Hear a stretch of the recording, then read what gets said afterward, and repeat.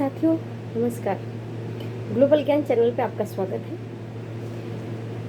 एक दो दिनों से कुछ वीडियो नहीं आ पा रहा था, मैं अपलोड नहीं कर पा रही थी कुछ अपरिहार्य कार्यों की वजह से।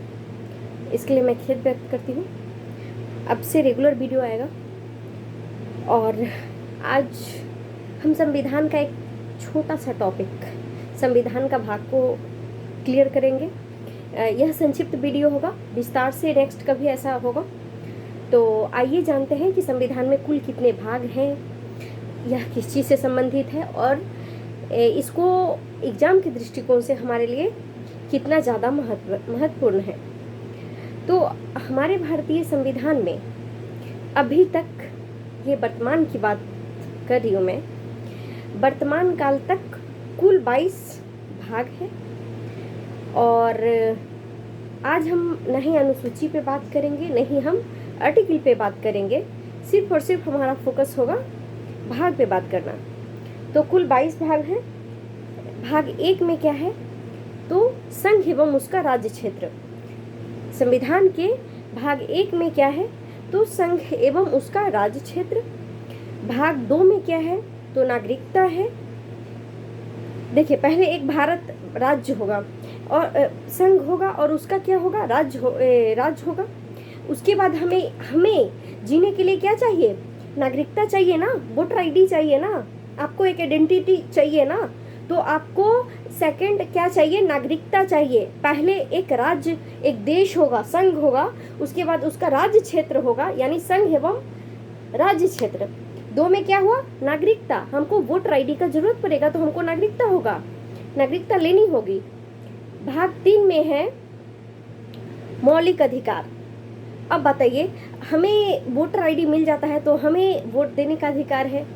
हम कहीं भी आवागमन कर सकते हैं तो एक आइडेंटिटी हमारे पास हो जाएगा कि हम इंडियन हैं। और आइडेंटिटी ही प्रत्येक देश के नागरिकों का एक पहचान होता है कि आप इस देश के नागरिक हैं।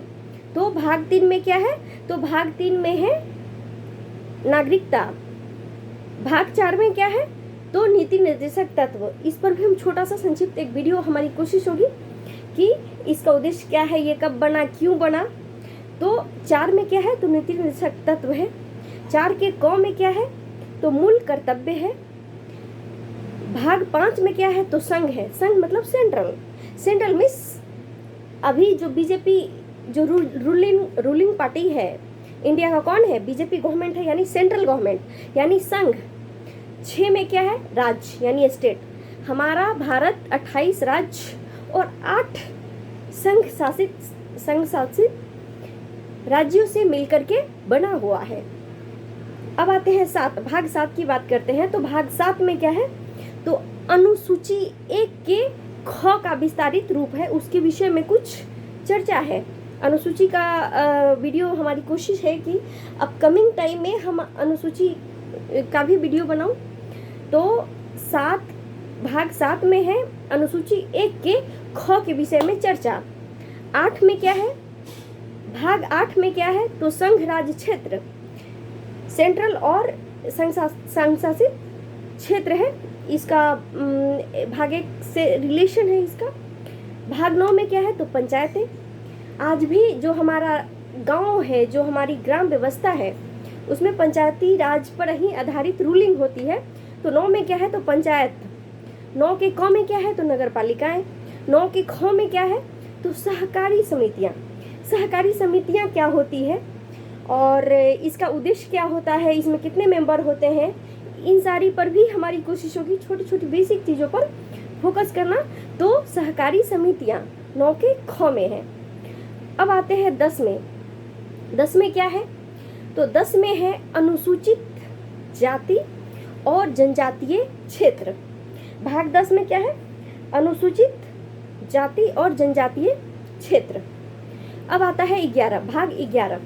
भाग 11 में है संघ और राज्यों के बीच संबंध। क्या क्या संबंध है, क्या रिलेशन है, कौन सा अधिकार क्षेत्र के तहत भारत सेंट्रल गवर्नमेंट आती है और स्टेट गवर्नमेंट आती है।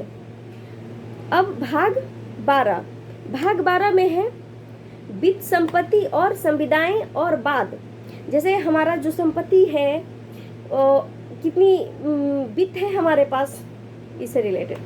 भाग 13 में क्या है, तो हम भारत के नागरिक हैं, हम भारत के नागरिक हैं, तो इस कारण हम व्यापार कर सकते हैं, अपने राज्यों में व्यापार कर सकते हैं, वाणिज्य कर सकते हैं। तो भाग 13 में क्या है, राज्यों के भीतर कमर्शियल काम करना है, जैसे कि व्यवसायिक काम करना है, हम अपने बिजनेस को खोल सकते हैं क्योंकि हम भारत के नागरिक हैं।